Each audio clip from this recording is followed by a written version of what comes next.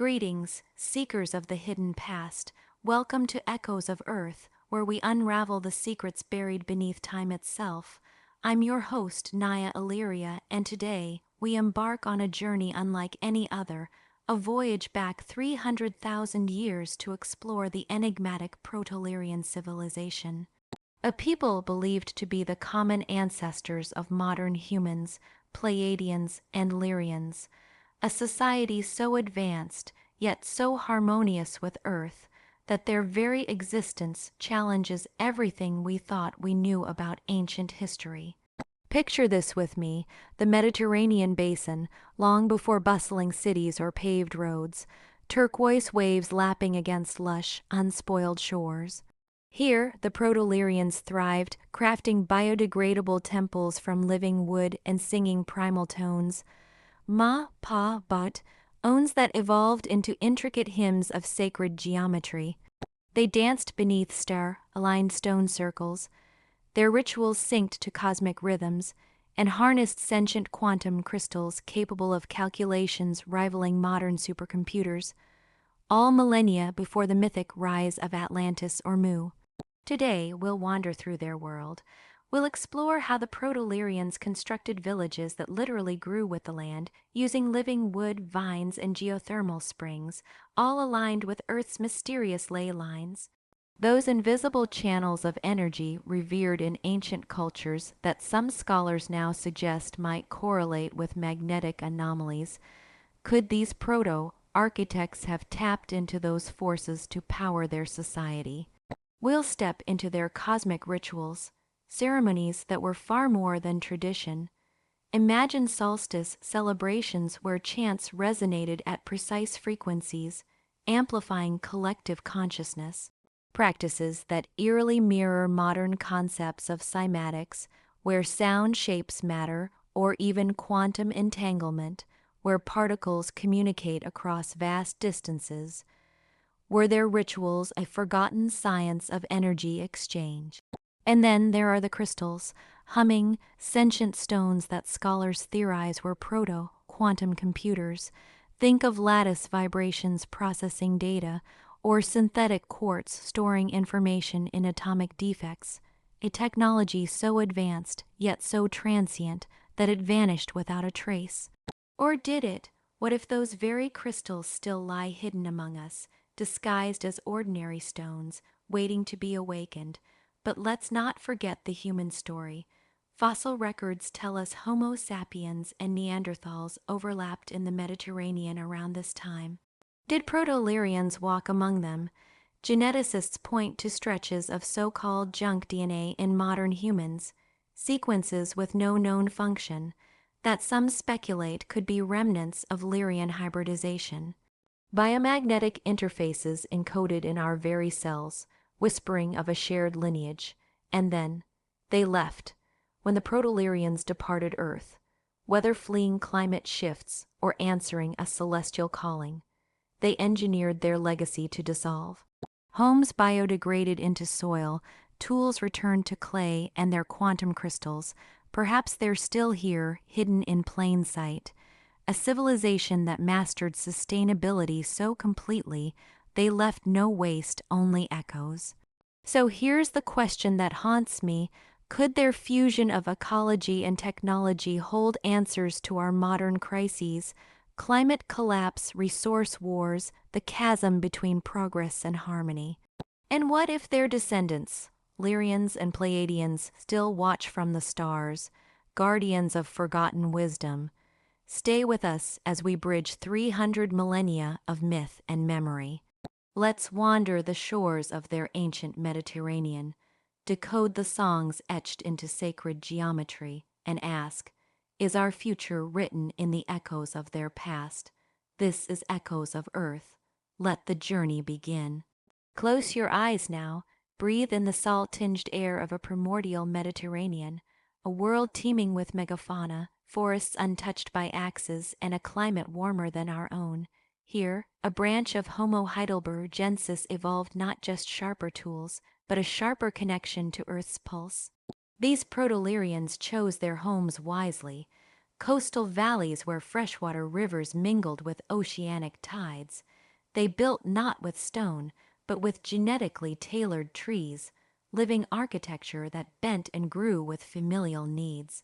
Doorways aligned to true north, ceremonial circles mirroring Orion's belt, communal halls spiraling in Fibonacci perfection. Their energy came not from fire, but from frequencies, river currents turned water wheels carved from magnetic basalt. Geothermal springs heated baths through resonant copper pipes, and their greatest marvel, quantum crystals mined from deep caverns, humming as they mapped celestial movements or calculated planting cycles, a technology that blurred the line between tool and living entity. Yet for all their advancement, they understood balance, seasonal rites synchronized with Earth's axial tilt, harvest festivals where communities sang soil back to fertility, dawn meditations that harmonized brainwaves with Schumann resonances, the planet's own heartbeat. And then they chose to vanish. When the stars called, they departed with the same grace they'd lived by. Forests reclaimed their villages, crystals returned to dormant silence. All that remained were stories, whispers in the wind, patterns in the DNA of those who stayed behind. But what if their legacy isn't lost? What if we're the keepers of their echoes? We will now trace the Proto-Lyrian exodus to the stars and ask if humanity's destiny lies in rekindling their ancient pact with Earth. Until then, keep listening to the echoes. Our story now turns to the voice of the Proto-Lyrians, a language born not of ink or parchment, but of vibration and light. Long before scrolls or tablets, their earliest words were simple sounds echoing the elements, ma for earth, pa for sky, ba for water. These primal syllables, paired with gestures mimicking wind and growth, formed the roots of their communication. Over millennia, these sounds blossomed into melodic chants, sung in communal circles beneath living temples. Each note carried layered meaning, a lament for drought, a hymn for harvest, woven into harmonic patterns that mirrored the resonance of their crystal groves. As centuries unfolded, their speech evolved into something extraordinary. Tones began to correspond with sacred geometry. A spiral hummed to signify growth, a circle chanted to evoke unity.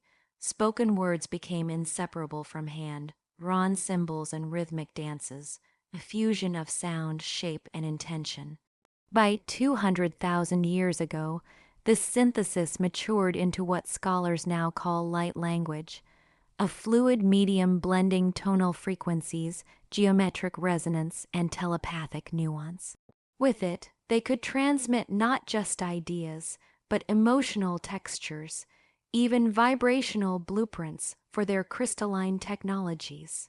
This linguistic journey, from primal syllables to cosmic code, still whispers in every human dialect, every Pleiadian star, song, a reminder that language is more than words. It's a bridge between worlds. Now let's walk through their cities, or rather their absence. The Proto-Lyrians built not to dominate, but to harmonize.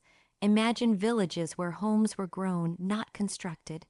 Genetic mastery allowed them to train trees and vines into organic dwellings, walls of living wood that breathed with the seasons, self-repairing and biodegrading when their purpose ended.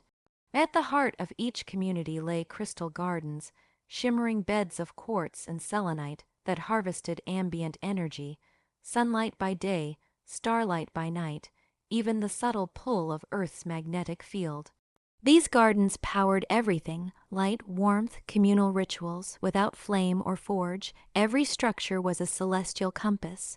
Door frames aligned with the rising of Lyra's brightest star. Windows framed the Pleiades' winter dance. Even their ephemeral temples, built from mycelium lattices and flowering vines for seasonal festivals, were designed to melt back into the earth after use, leaving only enriched soil. Climate control came not from machines, but from subterranean crystal chambers where resonant frequencies purified air and regulated temperature.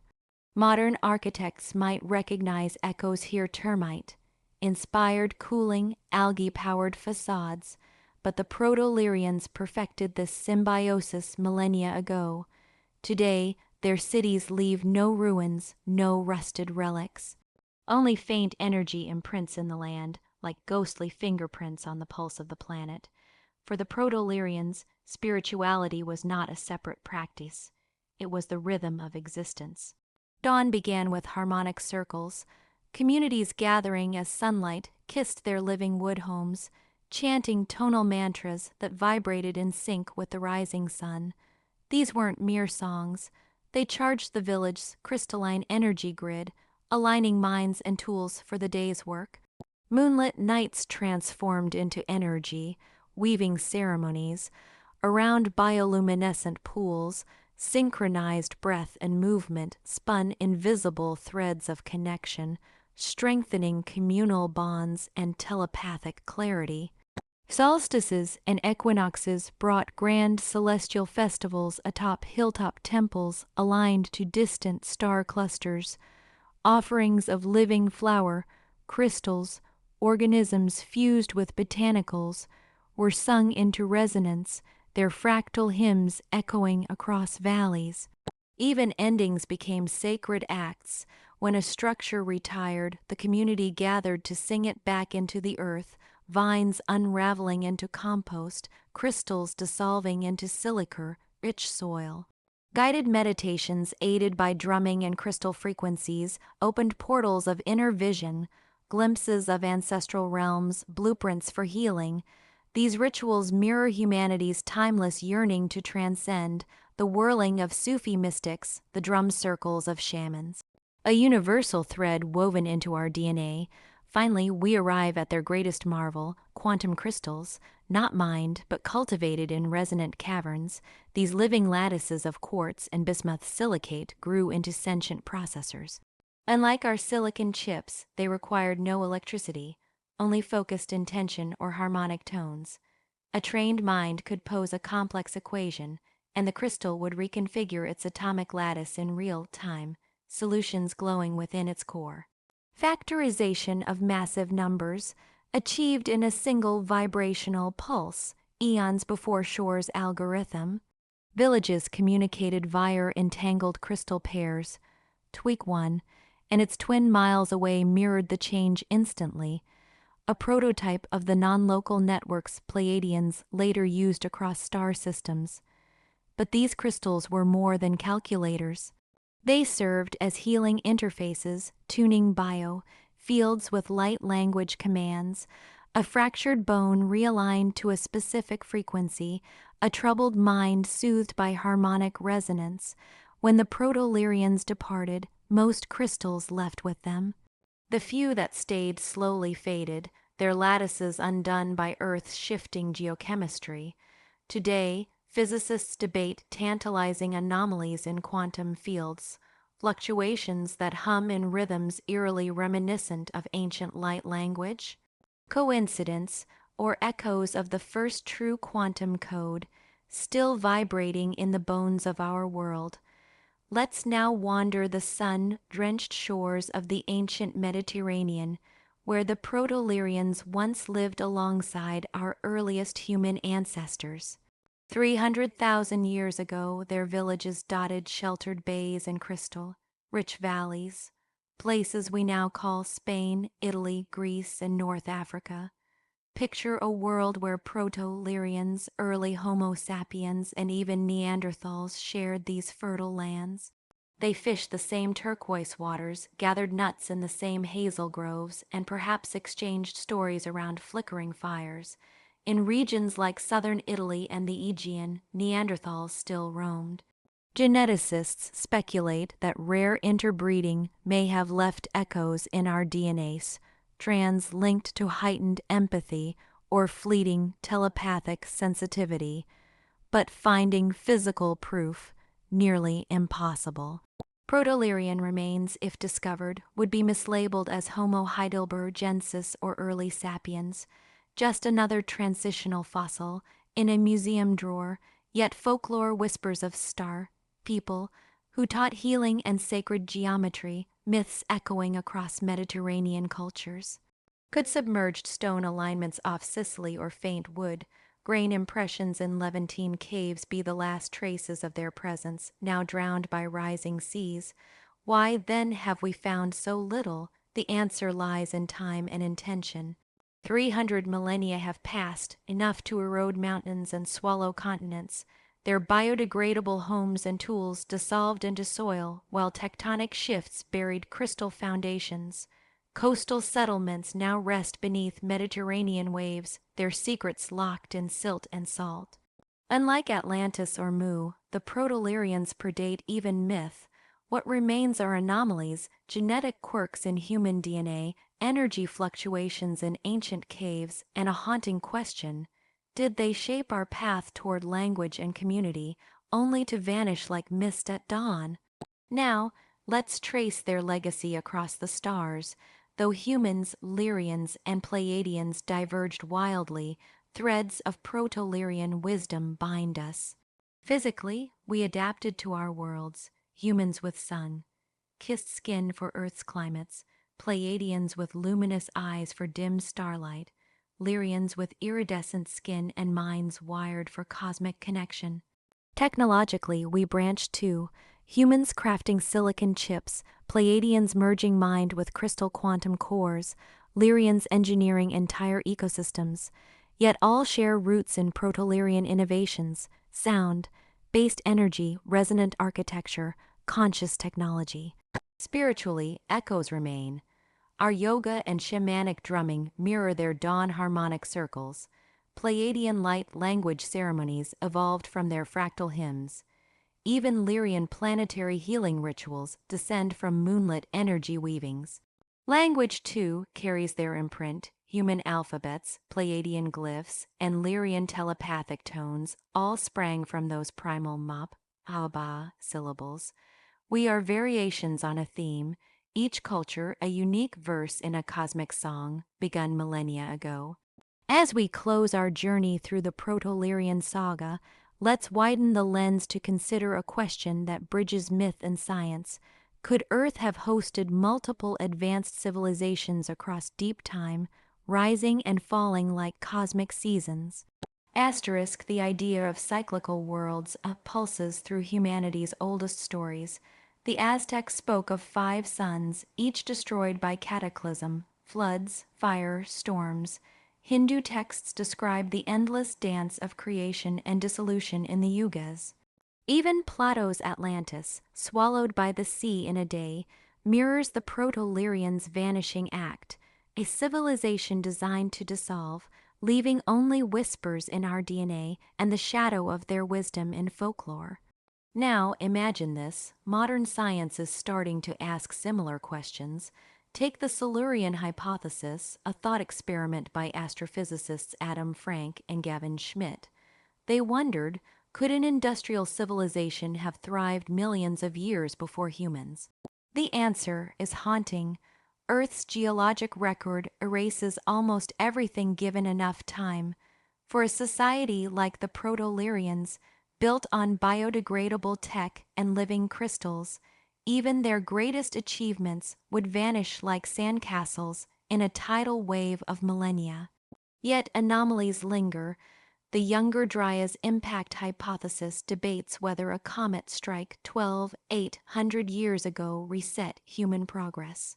Off the coasts of India and Japan, submerged structures hint at settlements drowned by rising seas, not cities of crystal, perhaps, but reminders of how much history lies buried beneath the waves, and what of our own genes.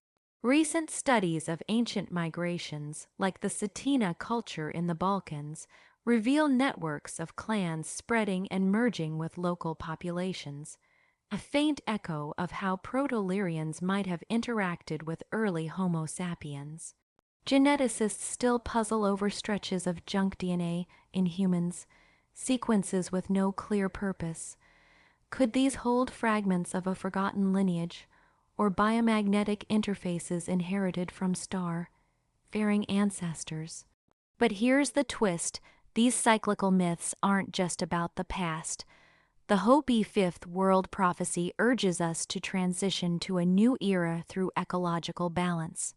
Indigenous cultures worldwide, like the Maya and Indus Valley, whose collapses were triggered by climate stress, once thrived sustainably for millennia. Their practices mirror the Proto-Lyrian ethos: build lightly, listen deeply, leave no scar. Let's cut to the heart of what makes us human: our DNA. Groundbreaking studies now suggest that 20% of our genetic code may trace back to a forgotten chapter in evolution: the Proto-Lyrian hybrids. These beings, born from the ancient union of Homo erectus and Heidelberg gensis, weren't just a fleeting branch on the hominin tree. They became the genetic bedrock of modern humanity. When their civilization dissolved, those who stayed on Earth didn't vanish. They merged with emerging Homo sapiens gifting us traits that still shape our species: heightened pattern recognition, latent telepathic sensitivity, and an uncanny knack for resonant technologies. But their genetic gifts went beyond cognition. Hidden in our junk DNA are sequences that once coded for something extraordinary. Bioluminescence, yes, you heard that right. The Proto-Lyrians engineered organisms to glow: algae that lit their shorelines, fungi that guided night travelers, even their own architecture pulsing with living light. And fragments of that code linger in us. Modern studies of mitochondrial DNA reveal dormant genes that, under specific frequencies or stressors, can trigger lucid dreams or phantom sensations of light in the palms, echoes of their bioalchemical legacy. But how could glowing algae or light, bending skin cells become part of our genetic inheritance? The answer lies in symbiosis. Proto-Lyrians didn't just alter their environment, they wove themselves into it. Their engineered organisms exchanged DNA with early humans through shared water sources, airborne spores, even ritual practices. Imagine drinking from a stream where bioluminescent plankton bloomed, their genetic material merging with your gut microbiome. Or inhaling pollen from glowing plants, their code slipping into your cells. Over millennia, these fragments became part of us, a silent instruction manual for a technology we've yet to fully understand. And here's where it gets stranger. In 2023, researchers at Stanford discovered that human skin cells, when exposed to specific sound frequencies, emit faint photons, a phenomenon they dubbed biophotonic whispering. Could this be our Proto-Lyrian heritage flickering to life? Indigenous cultures have long spoken of inner light, activated through chant or meditation. Modern biohackers, dabbling with CRISPR and sonic therapies, report fleeting moments where their hands glow under UV light, a party trick, or a genetic memory clawing its way to the surface. This isn't science fiction. We're already resurrecting their bioalchemy. Startups sell glow, and the dark petunias spliced with firefly genes. Labs use ultrasound to edit algae DNA. But the Proto-Lyrians did this without labs, using harmonic rituals and quantum crystals to coax biology into new forms. Their legacy challenges us. Will we weaponize this power or honor their ethos of symbiosis? So the next time you see a child marvel at a firefly's glow, remember that wonder is written into your cells. You carry the code to bend light, to converse with biology, to turn darkness into art. The Proto-Lyrians didn't just give us genes, they gave us a choice.